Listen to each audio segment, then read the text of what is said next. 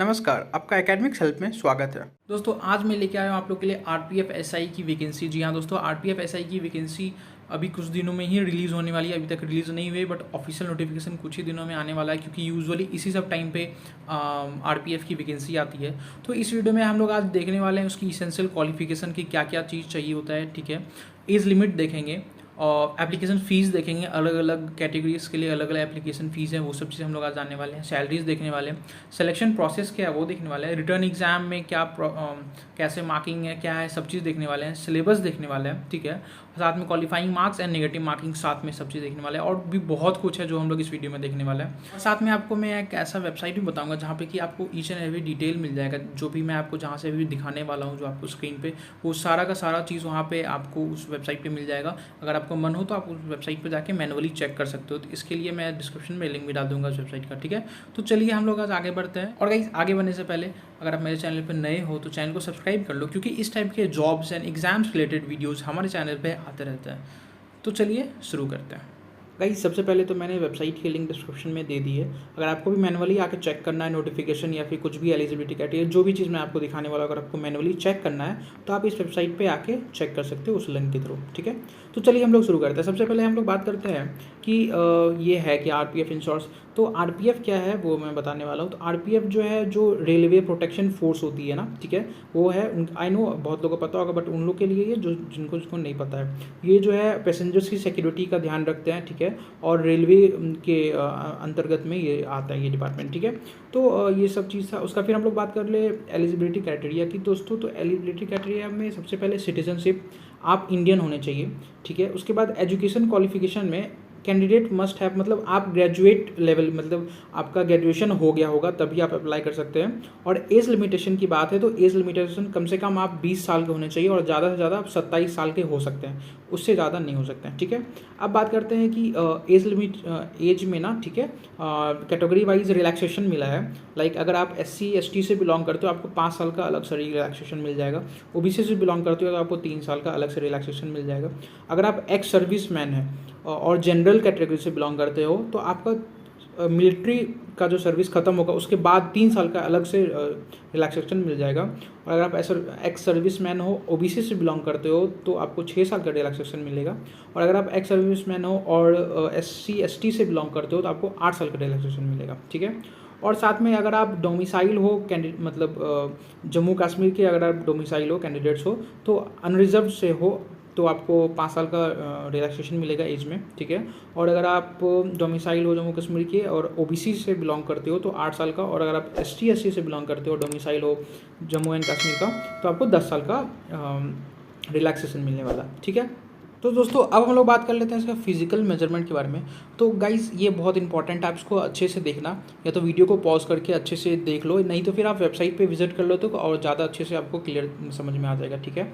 तो मैं आपको जूम करके दिखाता हूँ। देखो अगर सबसे पहले हाइट का बात कर रहे हैं तो हाइट में मेल का अगर आप अनरिजर्व्ड मतलब जनरल या फिर OBC से बिलोंग करते हो तो 165, और अगर आप ST SC से बिलोंग करते हो SC ST से तो 160, ठीक है। उसके बाद छाती की बात करें, अनएक्सपेंडेड मीन्स जो जिसका ज़्यादा चौड़ा छाती नहीं है मेल के लिए, उसका कम से कम अगर अनरिजर्व्ड मतलब जनरल या फिर OBC से बिलोंग करते हो तो 80 होना चाहिए। और अगर आप SC या ST से बिलोंग करते हो तो 76.2 होना चाहिए। ध्यान देना भाई, 76.2 है, ठीक है। 0.2 भी बहुत मैटर करता है, तो बस मैं बता दिया आपको। और फिर अगर आपका चेस्ट एक्सपेंडेड है मतलब थोड़ा चौड़ा है तो उसके लिए 85 जनरल और OBC के लिए है, और SC ST के लिए 81.2 है, ठीक है। और हिलमैन के लिए 85। और उसके बाद फिर हम लोग बात कर ले फीमेल की। तो फीमेल के लिए गाइस अगर आप जनरल हो या फिर OBC हो तो 157 कम से कम आपका हाइट होना चाहिए, और SC ST के लिए 152 का कम से कम हाइट होना चाहिए फीमेल के लिए, और हिलमैन्स के लिए 155 का हाइट होना चाहिए, ठीक है। तो ये था गाइस फिजिकल मेजरमेंट के बारे में। तो दोस्तों अब बात आती है कि अप्लाई कैसे करना है। तो दोस्तों डोंट वरी, ये हमारा काम है, ठीक है। सबसे पहले तो अभी फॉर्म रिलीज़ हुआ नहीं है, और जैसे ही फॉर्म रिलीज़ होगा तो हमारी टीम की सबसे पहली प्रायोरिटी यही रहती है कि जो भी एग्ज़ाम्स या जॉब रिलेटेड अपडेट्स आए हम लोग अपने व्यूअर्स तक जल्द से जल्द पहुंचा पाए। इस वजह से अगर आप मेरे चैनल को सब्सक्राइब नहीं किया अभी तक तो सब्सक्राइब कर लो, और बेल आइकन जरूर प्रेस करना, क्योंकि सो दैट जैसे ही हम लोग कुछ अपलोड करें आप तक ये बात जल्द से जल्द पहुँच पाए, ठीक है। तो डोंट वरी गाइज, आप बस अपडेट्स चेक करते रहना ना, या फिर आप इस वेबसाइट पे भी अपडेट चेक करते रहोगे तो आपको इन्फॉर्मेशन एक्यूरेट इन्फॉर्मेशन मिल जाएगा, ठीक है। अब बात कर ले गाइज एप्लीकेशन फ़ीस की। तो एप्लीकेशन फ़ीस में देखो क्या है ना कि एप्लीकेशन फ़ीस में आपको जूम करके दिखा रहा हूँ। जनरल के लिए अगर आप मेल हो तो 500 रुपया, और अगर SC ST या OBC हो मेल हो तो 250 रुपया, और अगर फीमेल हो आप और जनरल ST SC या OBC किसी से भी बिलोंग करते हो तो 250 रुपया मिनिमम फ़ीस है, एप्लीकेशन फ़ीस, ठीक है। अब बात करते हैं इसकी रिक्रूटमेंट कैसे होगी। तो गाइस देखो, इसकी रिक्रूटमेंट सबसे पहले कंप्यूटर बेस्ड टेस्ट होगा आपका, ठीक है, CBT होगा। उसके बाद आपका फिजिकल एफिशिएंसी टेस्ट, मतलब आपका क्या बोलते हैं, फिजिकल टेस्ट होगा, ठीक है। उसके बाद आपका डॉक्यूमेंट वेरिफिकेशन होगा। अगर आप ये तीनों में क्लियर हो जा रहे हो तब आपका इसमें जॉब हो जाएगा, ठीक है। अब बात करते हैं गाइज एग्ज़ाम पैटर्न क्या है। तो ये बहुत इंपॉर्टेंट है, आप इसको अच्छे से देखना। देखो एग्ज़ाम पैटर्न की बात करें तो सबसे पहले मोड ऑफ एग्जामिनेशन की बात कर लेते हैं। तो मोड ऑफ एग्जामिनेशन है कंप्यूटर बेस्ड टेस्ट होने वाला, ठीक है। Type of question multiple choice question रहेगा, ठीक है। उसका total number of question 120 question है, और उसमें टोटल मार्क्स मतलब एक क्वेश्चन में 1 मार्क्स कैरी करता है, ठीक है। और आपको 90 मिनट मिलेगा, ठीक है, एग्जाम्स के लिए। उसके बाद सेक्शन कौन कौन से सेक्शन में डिवाइडेड होगा। तो सबसे पहले जनरल अवेयरनेस में होगा, उसके बाद जनरल रीजनिंग में होगा, फिर अर्थमेटिक सेक्शन में डिवाइडेड होगा एग्जाम का पेपर, ठीक है। तो अब मार्किंग स्कीम के बारे में जानते हैं, बहुत इंपॉर्टेंट, अच्छे से देखना।